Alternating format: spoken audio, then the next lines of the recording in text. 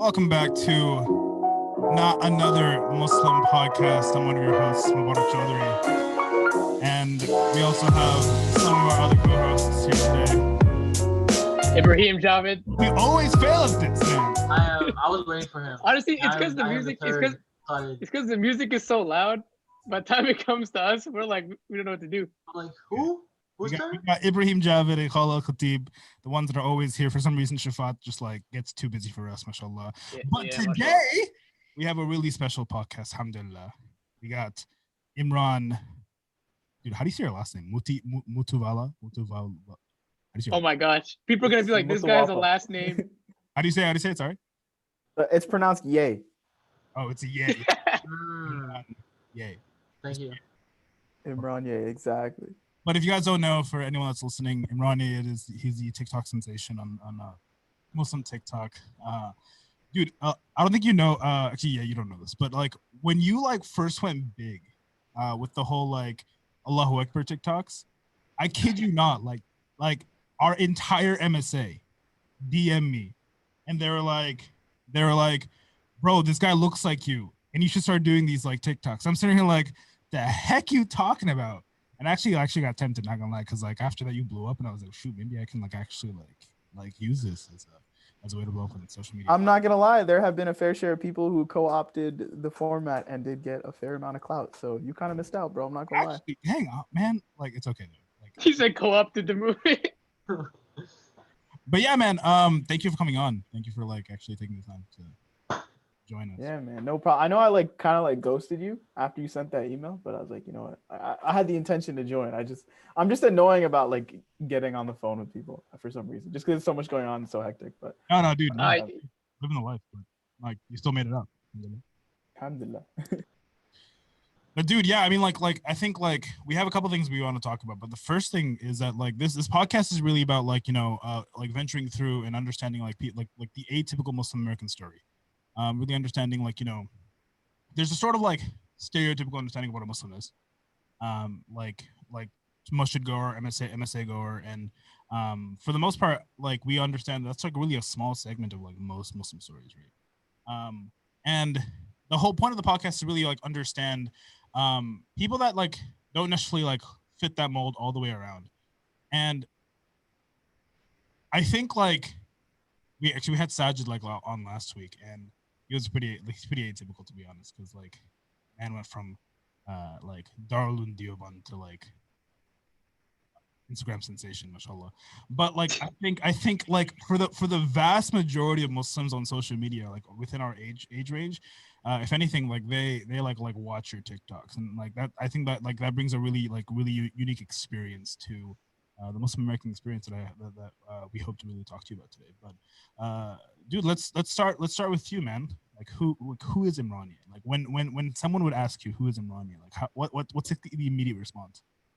Oh man, the issue with answering this question is that I almost am in like a state of just reinventing this every week. I think like it's been like a long running joke on my Twitter of like the modern Imam TikTok guy that's struggling to rebrand. But that's like honestly like kind of like what I'm going through, because like I feel like I'm just like I'm still very much in like the discovery phase of like figuring out like what the hell I want to do with my life. Ooh, I'm not sure if I'm supposed to curse, but Oh, you're good. there you go, guys. Your Muslim TikTok sensation curses live on a podcast. That's one strike right there. Better get canceled for the wrong reasons. Yeah, so I guess I tell people that I mean I'm born and raised in upstate New York, so a little bit away from the hype of New York City. Still got a lot of the hustle, a lot of the culture. Grew up my high school. I spent a lot of time with a lot of my friends were creatives, like, and very at the forefront of their fields. So one of my closest friends in high school, his name's Taufik Abijako. He was the youngest Forbes 30 under 30. Another one of my best friends, Aiden Suchak, he's gone to like Sundance Film Festival like at like 18 or 17. And then another one of my friends, Justin, like he's out in LA doing all types of stuff with different rappers and stuff like that. So even just like kind of from those formative years, I was like surrounded by just like a lot of creatives who like kind of like made it out of the city and just kind of like started their own thing or like really got a lot of recognition and just paved the way in their own disciplines. And so I had those friends, and then I also had like my masjid friends, and because I went to a school that didn't have too many Muslims, there wasn't much overlap. So I kind of had developed like this whole like, oh, like I have like my masjid friends and I have like my high school friends, whatever, which eventually, alhamdulillah, like they all are now friends with each other. So all of like my Muslim friends, all my non-Muslim friends are all like boys. It's just like one big friend group. Everyone just gets together and roasts me. It's like this whole thing. But yeah, so from there I went to, after high school, I went to engineering school. Hated it.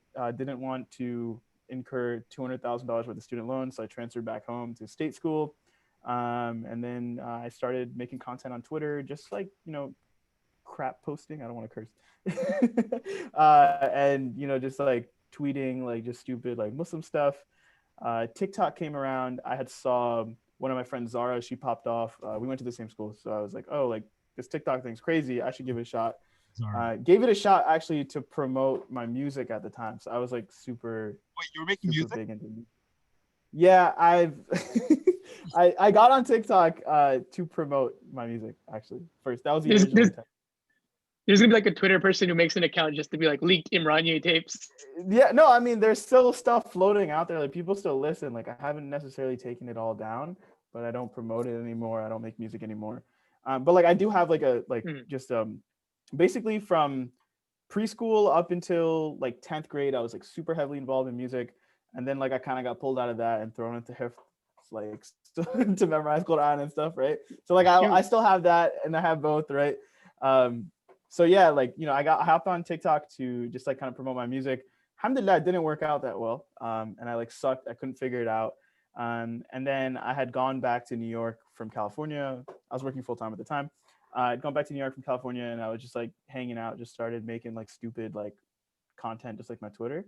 And it just blew up from there. And I just went off.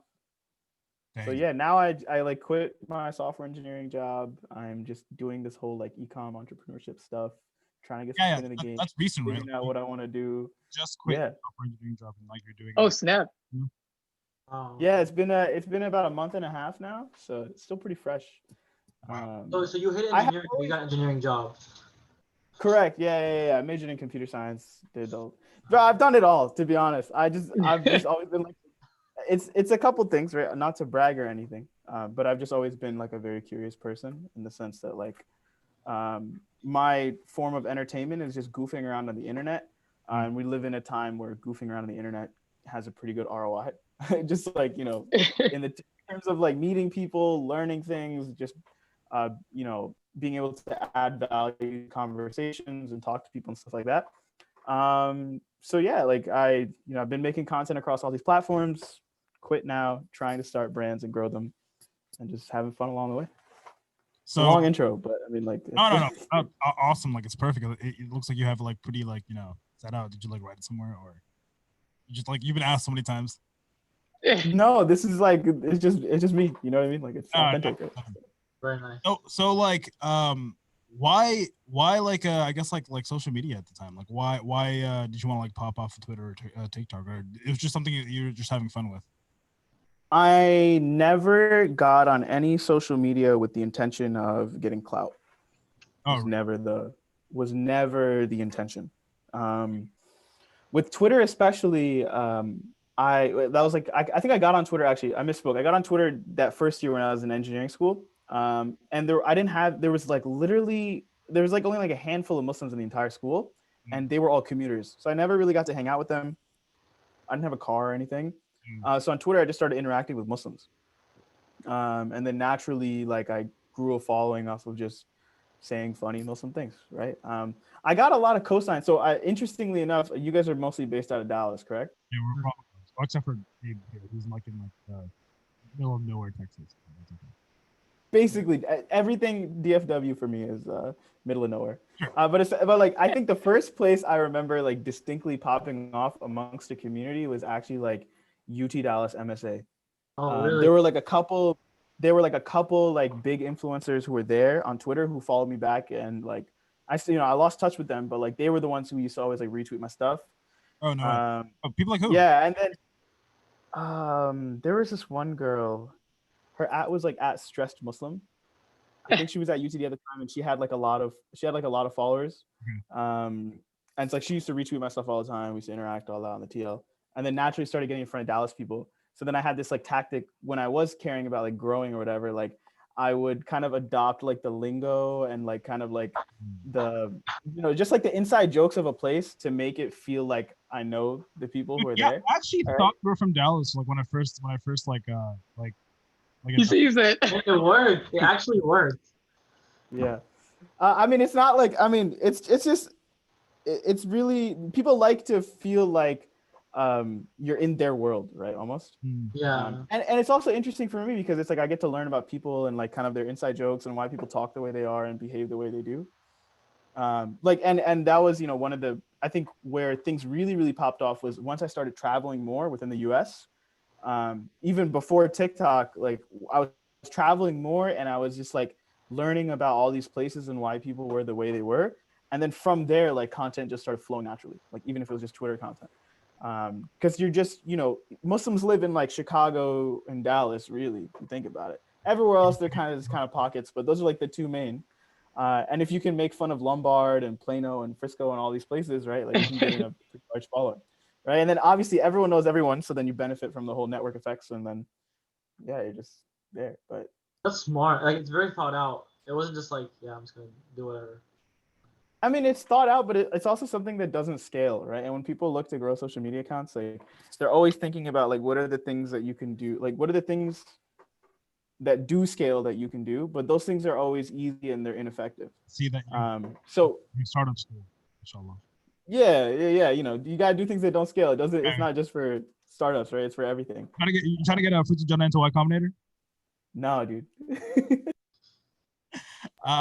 We can pivot the conversation. I can talk about startups for the next 4 hours if you really want. If you want to take it that way, we can go that way, bro. I mean, I'm down, but I don't know if these guys are down. I feel like these guys. Man, I'm down to talk about whatever Imran wants to talk about, bro. We'll pivot just as he pivoted. You know what? I do want to answer questions. I do want to answer a lot of questions. Oh, but to that kind of topic in and of itself, I've always been involved or just fascinated by the whole startup scene, mostly because of technology. It's like my three favorite things. It's like technology, money, and like business, whatever that means, business. Yeah. Right? That's a weird term. I don't like to throw that around. I've always just been fascinated by it. I won like my first pitch competition at like 17, just for like a scholarship. So that was like, I've always just been in that space and stuff. What'd you pitch? It was like a tutoring app or whatever. I've won a couple of pitch competitions just off of just like curiosity, in the sense of like, it'll be like at a hackathon, there's a pitch competition, like, oh, okay, just throw together a deck, get some free money. Yeah. It was always like, yeah, it was always about the money. Like, like it was never really like I'm still yet to start like a SaaS company. I will at some point, inshallah. I don't know if you saw a couple of my tweets earlier today. No, I didn't. But we'll get there, If you were to start a SaaS company right now, you had like unlimited like infrastructure, like as like you met a VC like yesterday, and he's like, I will give you $1 million for anything, or $1 billion. What would you? Bro, I would turn down the VC, bro. I don't want to build a venture-backed company. Right, the biggest scam in the world, bro. No stake money. Let's say like guys give me money for free. What would you make?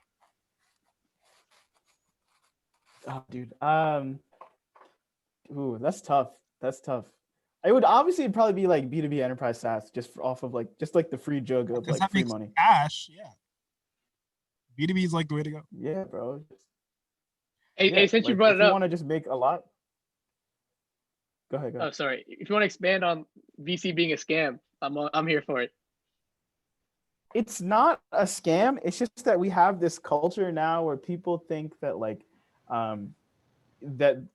the secret to growing their business is like a venture capitalist, right? Mm-hmm. VCs are essentially making these like blind bets, right? Because like the returns on like venture investing is like so asymmetrical, especially like the earlier stage you go. You have VCs that will throw money at 100 companies and only one of them will pop off, and they will still 20x their portfolio in 1 year or 2 years, right? So like they have no incentive to really be invested in your business unless you have proven that you have like substantial traction and you can be like the next Facebook, Google, Amazon, Apple, Uber, whatever. You're only just gonna be like 1 in 100 bets for any VC at the end of the day. Yeah, and then also I don't know if you guys know about like the whole like Postmates situation. I believe Postmates was recently acquired, not recently, a couple months back. Yeah, but yeah, and like the founders walked away with like nothing. Oh, really? Because considering the size of the company that they built, right? So there's like this kind of even new trend in Silicon Valley of like just using debt instead of venture money to, especially like in the SaaS space, right? Or the subscription business space. Like if you know that the lifetime value of your customer is like, $400 or something, over like a 3 or 4 year span, then you can spend up to $399 to acquire that customer, inflate the valuation, pay back the debt, and sell the company essentially. Oh, Wait, could you, for the people that don't know, just define what SaaS means? Software as a SaaS means service. software as a service. A good example is basically everything you use. What's a good consumer SaaS company that people use? A lot of them are free, to be fair.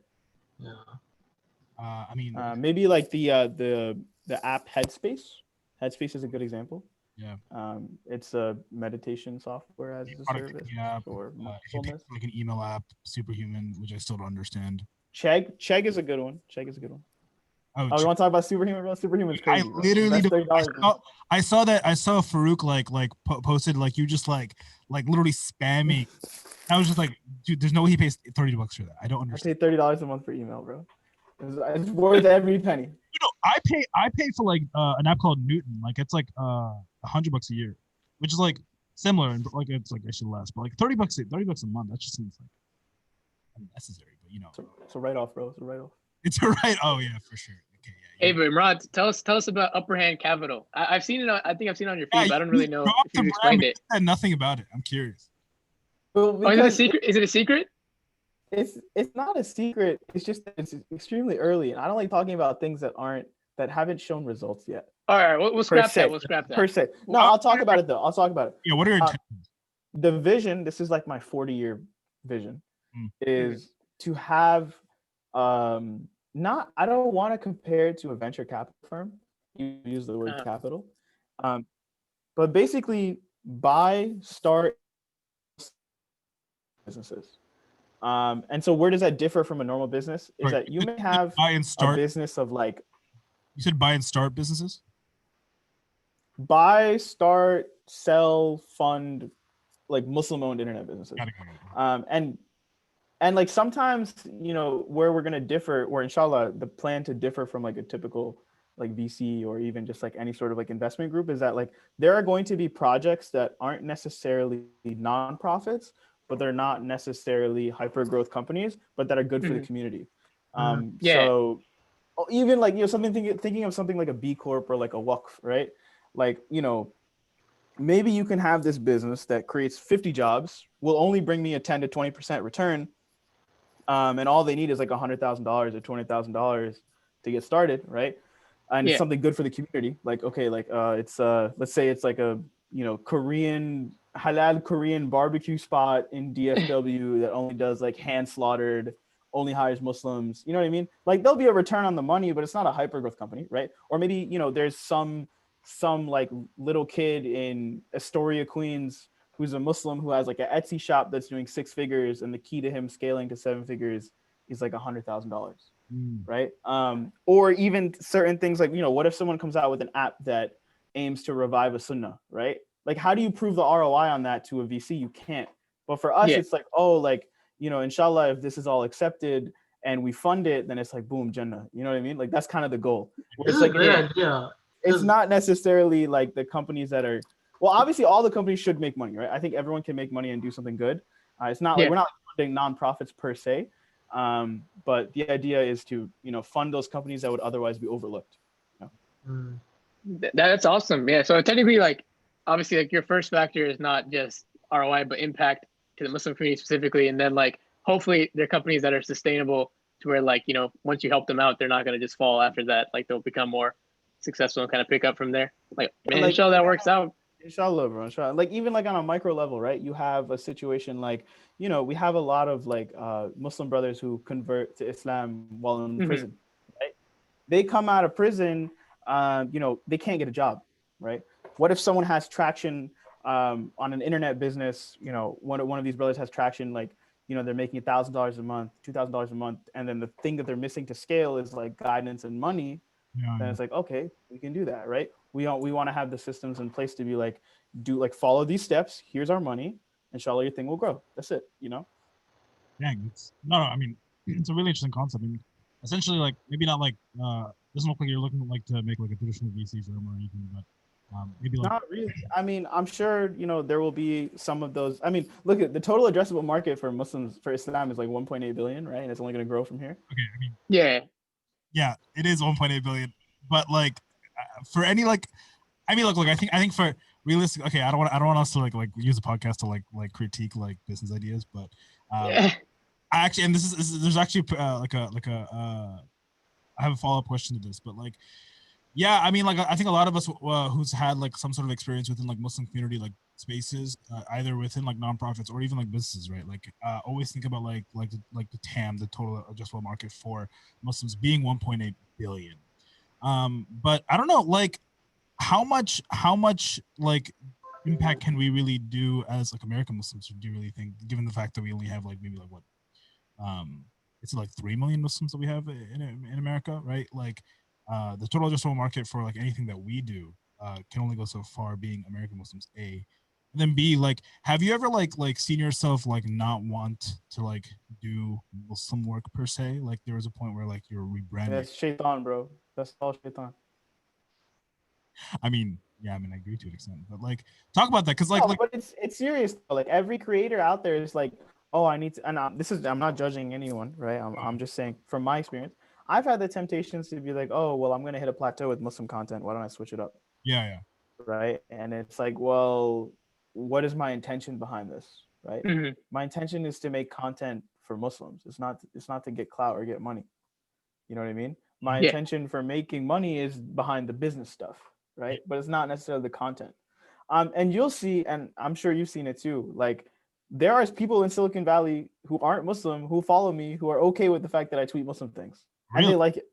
They like it, yeah. Like, and they're like, oh, that's fine. Like, it's cool. And I'll DM them too and be like, hey, look, like I know you're a scout at this VC firm, and I know I tweet a lot about startups, but I also tweet a lot of Muslim stuff. Just letting you know. And they're like, yeah, that's totally cool. They respect it, right? It's just like in the workplace when you like, every like 22-year-old who's just entering the workforce is like always thinking like, oh, like they think it's like an awkward conversation to ask for Jumu'ah off or to explain about their religion and stuff like that. But like you actually garner more respect from your coworkers if you like in my experience, most people like don't really care. Like you ask for the job offer, they're like, yeah, man, like whatever, like you do you. Which honestly, like, yeah, now thinking about like social media, I guess that makes sense. Like if you're like authentically Muslim, right? Like if you're someone that like that's like a big part of your life, just like express that.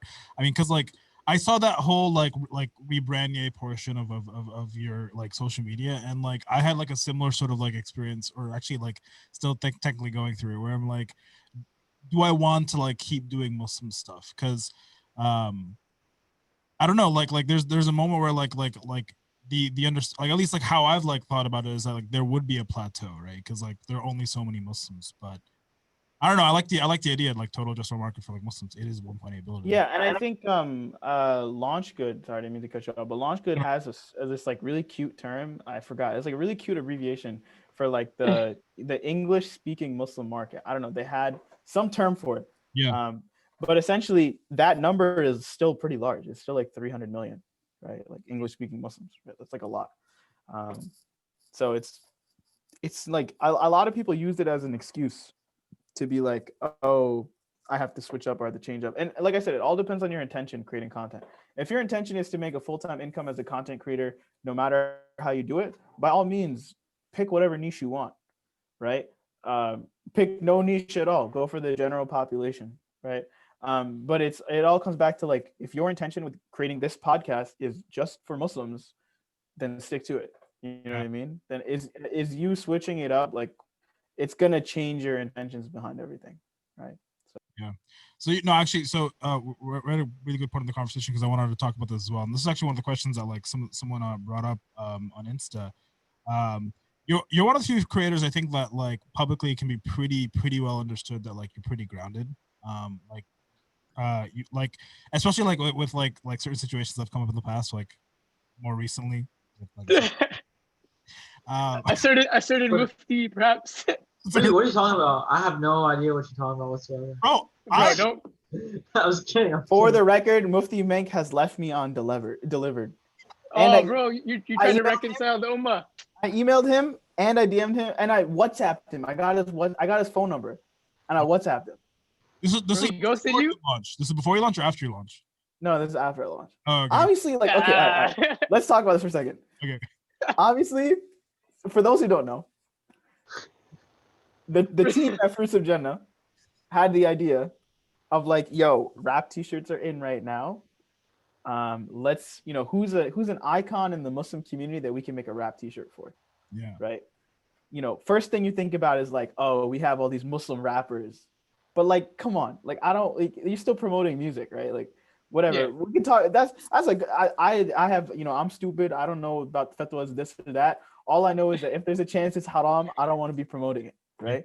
So I'm like, I'm just a step away from that. Who else can we do? And I'm thinking about like Muslim Gen Z meme culture, which is like kind of the birth of this brand.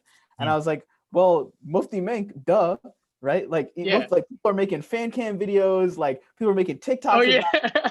Like I've seen some pretty like reckless things people are saying about doing to Mufti Menk, and I'm like, this is definitely haram, but he's definitely an icon for meme culture, and he's definitely like Gen Z's imam or Islamic leader right now. Yeah. Right. Like maybe a couple years back before the whole like Numan Ali Khan situation, like that was like the last time we had someone like that.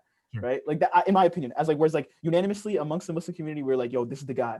No, dude, like in the entire world, probably like in like the English speaking Muslim world, right? Like Mufti Menk is like number one. 100%, right? And I was like, well, why not pay homage to that in a 90s rap t-shirt, right? So obviously first thing we did was like, okay, well, objectively you can't pray with it on if his eyes are showing. So we're like, okay, sunglasses, boom, Gucci sunglasses on. Like he's chilling, right? So we made these shirts, dropped them. The first like 20 minutes, the response was amazing. People like, yo, this is. I was so down. You DM me, I was like, damn, these are actually pretty good. Like I was about to buy one, and then like we have 200 sitting in the back that we can't sell, but like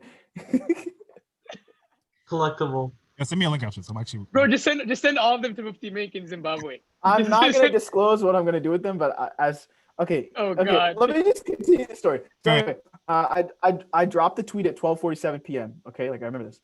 Because it's like I'm one of those people who's like, just launch it, see what happens. Yeah. I'm DMing everyone in my Twitter like, yo, can you retweet? Can you retweet? Can you retweet? Yeah, sure, whatever. People are like, yo, this is sick, this is dope. And then after like the 21st minute of it being up, someone was just like, did you ask Mufti Menk about this? I'm like, you think I asked Mufti Menk about this? This is like, I live in the United States. Like I thought it was hot shit, right? I was like, oh, I live in the US. Like we're like invincible to like trademark copyright laws because we are technically, right? Yeah. It's custom art. I was not thinking about like the spiritual or like am I gonna offend him part of it? Yeah.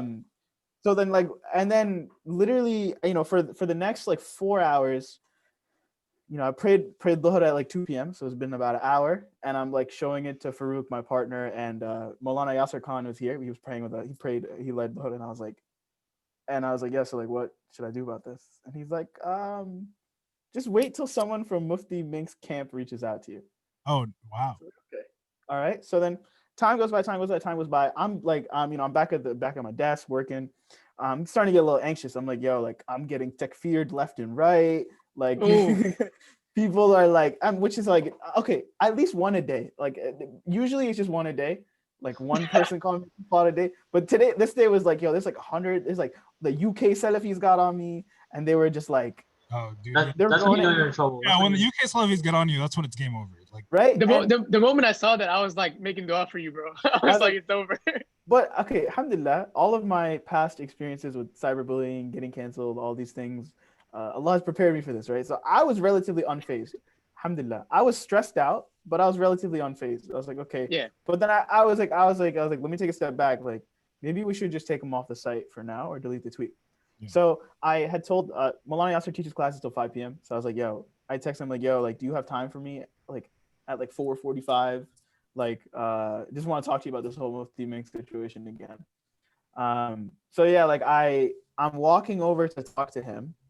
All right, so then at 4:30, I made the executive decision without talking to Farouk, without talking to anyone else on the team. I was like, I'm just gonna delete it. Screw it. So delete the tweet. We'll figure this out. Deleted the tweet, took it off the site. Then I go to talk to him. As I'm walking to talk to him, I'm like on my phone, scrolling through Twitter, and I see a notification. He dropped something. Someone, he's like, Mufti Menk is going live right? And it's like and someone added me in the video like, yo, watch this. No. And it's like he's live. So I'm sitting with like Malana Yasser Khan's like on my left. We're sitting there, my phone. We're watching the Mufti Menk like live cancel me video. But then okay, objectively, like what I did was like pretty stupid, right? It was like I definitely knew it was like kind of on the edgy side of things. Yeah. I didn't think it was gonna get this level of backlash. So he drops like this. It's like 2 a.m. in Zimbabwe. You could tell his eyes are like bloodshot. Like he's making this video of like, don't make Mufti Menk merchandise for the first half of it. But he was still very polite about it. He was still like, yo, make dua for the brother, this, that, whatever. The second half of the video is the important part. There have been people who have been impersonating Mufti Menk to ask for donations for the past couple of weeks. And I spoke to someone who had spoke to him like just that previous week where he was like pretty upset about this. Yeah. So I think, unfortunately, obviously it's all part of Allah's plan somehow. My tweet with the shirts was like the tipping point. Like him getting mad. Yeah. So dang. I could time thing. Obviously, it was my mistake for not asking for his permission. Some people definitely think it was like distasteful. I still think it's a cool shirt. I would still wear it. None, you know what I mean? Like I definitely people still want to buy them. I'm not gonna sell them. Buy so. Like, yeah, we were talking to Saj a couple days ago because he came on. He was like, yo, like he was just not about it himself, and like he knows like the fiqh behind it and everything, right? Like, and like I guess like yeah, like looking at it, it's not something I probably wouldn't pray in, but like I don't know, like it's a cool shirt personally. Like I honestly think that it's a shirt that like I feel like most people would buy. Yeah, and look, like I understand now, like retroactively looking at it, like it was stupid, right? I don't think it was as big of a deal as people made it out to be honest, though. Yeah. Like you got to understand, first of all, the way trademark laws and copyright laws in the U.S. work, that was custom art. That was even though it was using his likeness, right? That's custom art, right? Like, yeah, legally, technically, you have all the right to like legally, it's fine. It's that also just like person to person, like it was just definitely disrespectful to him, right? And I think one thing that I saw when I'm watching that video is that like I don't think Mufti Menk realized how big he is. Once I watched that video, I see that as well. He didn't realize what? Which is I don't think he realized like how big he is, like as a speaker. Yeah, honestly, like I bet there's people like on the ground there who try to convince him to like stop using his platform, but like I hope he never does because like it's so critical. Like for some people, that's their only access to like anything, any reminder whatsoever. 100%, you know, 100%.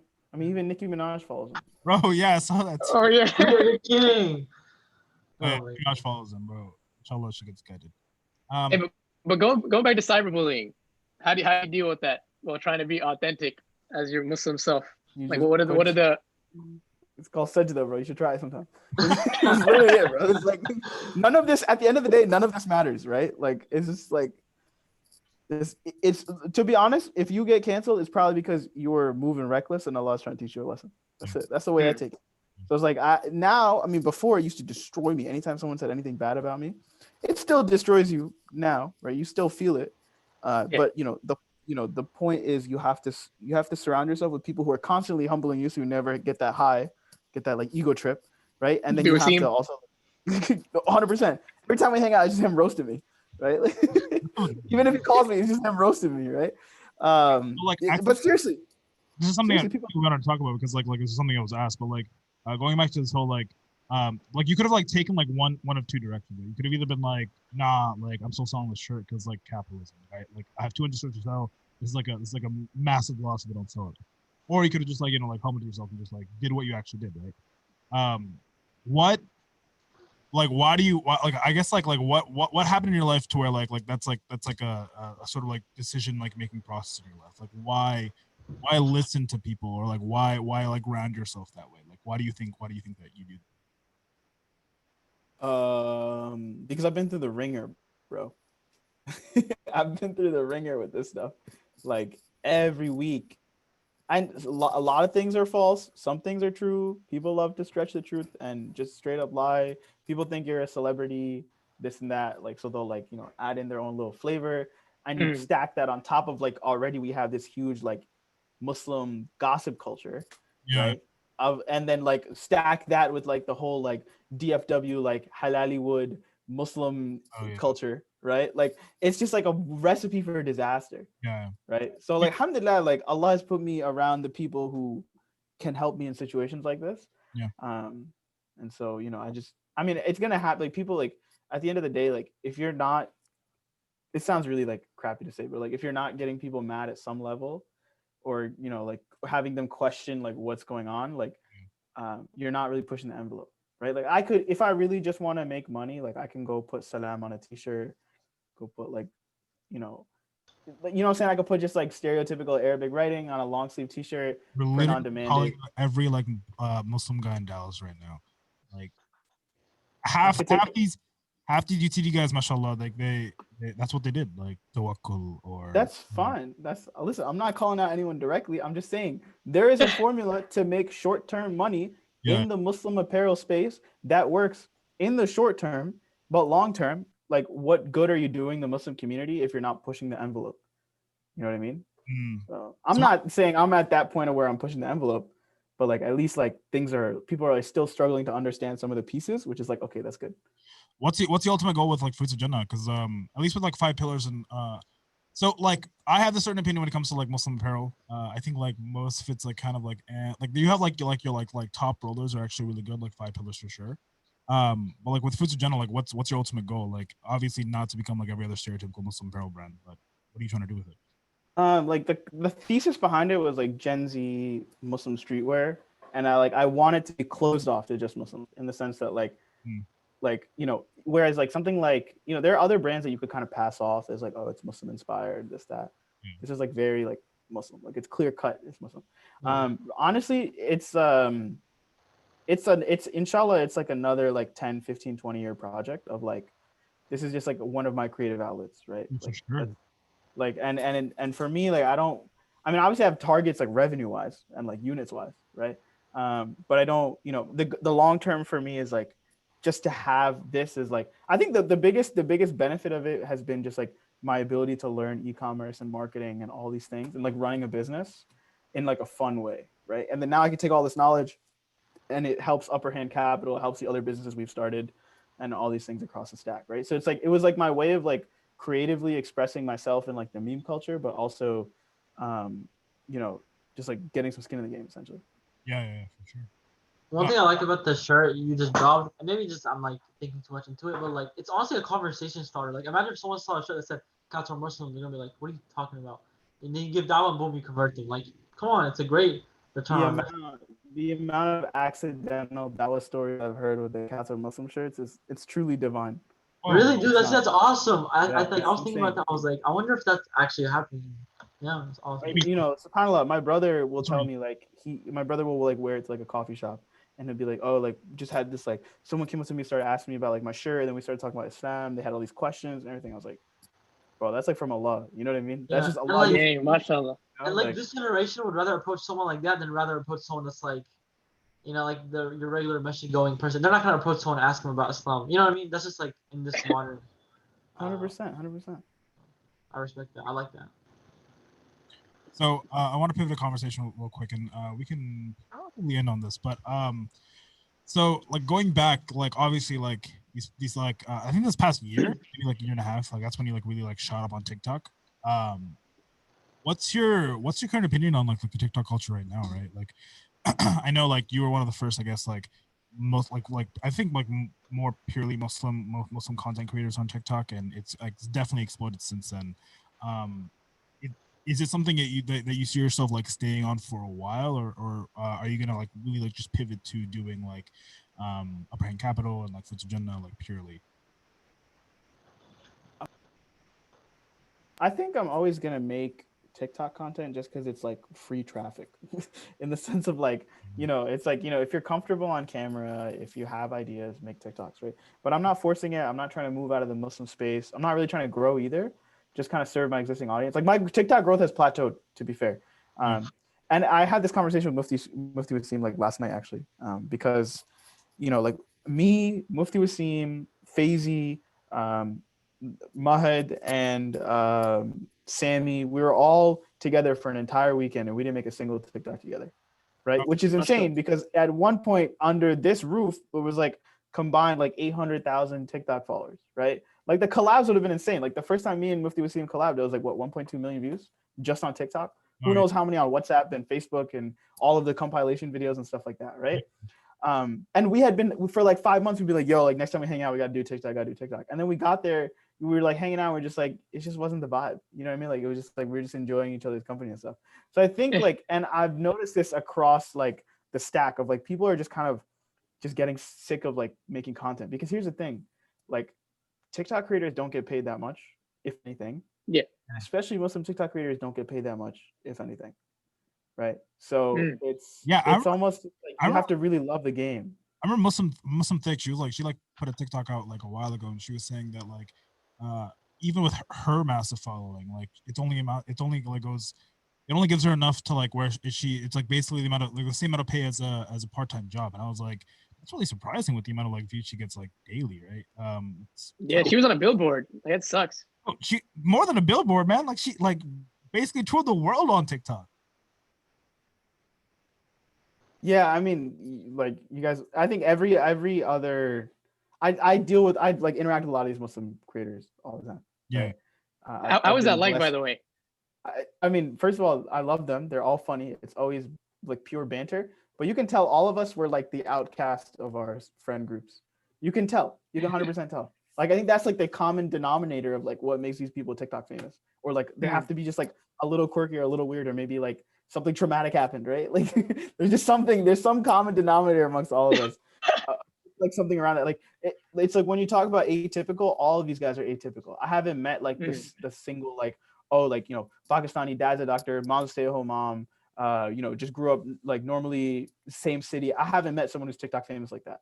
There's just some common denominator of like some weirdness or atypicalness, as you guys say. What was I saying before this though? Oh yeah, but like I interact with these guys all the time, and I was in that position where it's like, okay, you get the nominal deal, you maybe get the Zudo deal, you'll get like the Salams deal, you'll get you know, like a couple. Was that you? Was that Hassan Studios? Not commenting. You got you know, you get a couple of those deals, and then after that the money just dries up like that, right? So then it's like, okay, well, what do you do from there? You got to start your own brand, right? But starting your own brand is a lot more work than making TikToks, right? Yeah. And so like everyone starts, and then a lot of us fail because we don't have love for the game. You know what I mean? Like you don't have the patience because TikTok has now gotten you to this point where you're like, oh, when I put out a video, I need 10,000 views. Yeah. And your brain, as an influencer, your brain is so wired for that instant gratification, right? That's like, you can't do this really. Like starting a company is like probably like the hardest thing ever, right? And I'm learning this the hard way. Like this thing is, shit's rough, bro. This is rough. Like it's hard, like day in, day out, just grinding. Like every day something goes wrong, right? Like, and it's a completely humbling experience. But like to go from the instant gratification of TikTok, where people blew up overnight, to try to pivot into doing this and making money that way is extremely difficult. No, of course. Yeah, I mean, you were going through like I think like your day in the life TikTok a couple days ago, right? Bro, I didn't realize like at least like within the e-commerce space, or at least like within like what you're doing, right? Like to handle your own like supply and shipping, that just must be like a lot of work. Like walking and like carrying like freaking like shirts all the time. This is why I'm doing my best to document the process, because everyone just sees the end product, right? And that worked, right? I talk to Farouk about this all the time. Like 5 Pillars came at a time where like on Instagram, you would pop up on Instagram because you had cool looking pictures. Yeah. Right. Now it's like people want to see behind the scenes. Like every company has to be a media company. Now I'm pivoting into content. You know what I mean? Like stuff like that. Showing the background of like, yo, this is what, like, in order for you to get this shirt to your house in this beautiful, wonderful packaging with like a freaking brand new branded sticker pack, there's so much work that goes into it that like people don't realize. And so like once you show people that, like they have a higher respect for what you do, and then eventually they just become customers, you know, because they want support. What's the next thing for Fruits Agenda? Because like I don't know, I had an idea that just popped in. I don't know if you're willing to take it. But... Are you looking for investors? I'm just kidding. Depends on the amount, bro. Depends on the amount. Depends on the terms. You know what I'm saying? Bro, I got duas, bro. That's all I got. About his rolling fund, he was like, "Oh, no, I'm not about a rolling fund right now." I don't have enough proper VC connects to start a rolling fund yet. Nor do I want to. Nor am I an accredited investor yet. So. Accredited investor. The moment I become an accredited investor, you will not hear the end of it. Hey, inshallah next year, bro. So It's coming. It, maybe not. I know it's next far. year. I'm messing Yeah. with you. I'm messing with you. but Yeah. so like the cats are Muslim sort of like brand like that was kind of out of like the content that you created, right? Because like you were like really like tweeting that out and like TikToking that out for a while. We had the idea. I tweeted it. Zara stole my tweet. Got like 20,000 likes. Right. And then everyone just started tweeting, like she verbatim. If you go find her cats or Muslim tweet under it, she says, I stole this from Imran. Right. Verbatim, she stole it. Yeah. Yeah. And then it just blew up from there and people just started associating me with like cats being Muslim and then the shirt dropped. That's what I'm saying. It's like, why don't you create like a sort of platform to where like if you're mentioning that like Muslim TikTokers that want to start creating their own brands, right? Like that could be lucrative for Fruits of Jannah. I'm just thinking right now, like literally like just. I mean, you think I haven't been thinking about this, bro? You probably have. What do you You think I'm talking to doing? me? What do you You think I'm talking to doing, me? bro? No, I mean, like that's part of it, right? Like I want, like, look, I got a lot of love for these kids, like the Sajids and the Malik and the Arabic McLovins and like the Yusuf Truths of the world. Like, if they ask me something, I help them out. If they want to partner, I will try to do my best to make time, right? Like that's like the thesis of like Upper Hand Capital, right? Is like helping those people out too. Whether it's under Fruits of Jannah as like a collab, which probably wouldn't happen, or if they're starting their own thing and they just need someone who knows like the other side of it, Yeah. and then we're there, So that's pretty amazing. I do have like a couple extra minutes if you want to jump into some of the Q&A, but it's up to you. Yeah, I got one. Go ahead, Abe. Go for it. So you kind of touched on like content burnout, right? Essentially, that's what it is. Like with everybody, like if you got to hit those views, and I know like Sajid kind of touched on like there's like almost a mat to it. Like you know what you need to do to get those views at times.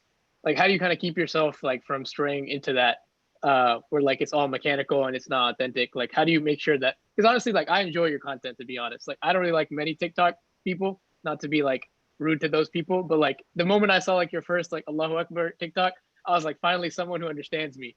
But then like from there on, like, I don't know, it kept hitting though. Like you kept making it work. So how do you keep like, are you just doing what you want to do? Or is it that like you talk to people and you kind of get a better sense of like what people like?